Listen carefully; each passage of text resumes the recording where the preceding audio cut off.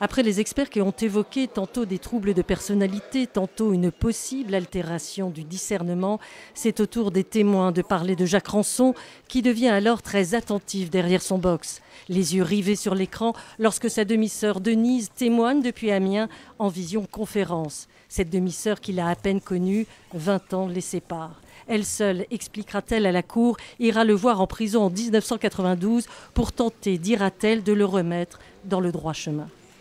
J'aurais jamais pensé ça de lui, mais jamais, jamais, non.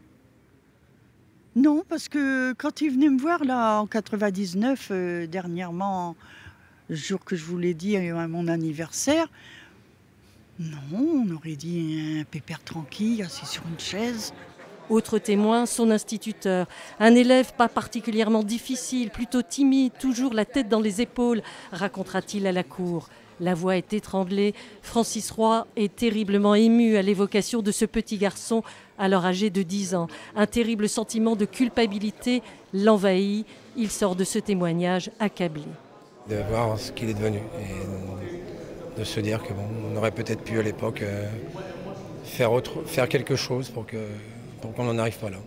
Voilà, c'était très difficile. Oui. Mais là, je suis un peu vidé là. Je vais vous laisser.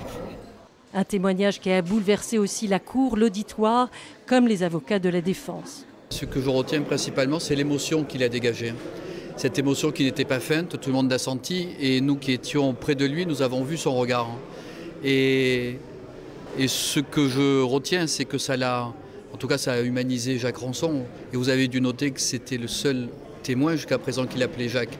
Pour ces deux témoins, impensable d'imaginer que Jacques Ranson ait pu commettre de tels actes impardonnables.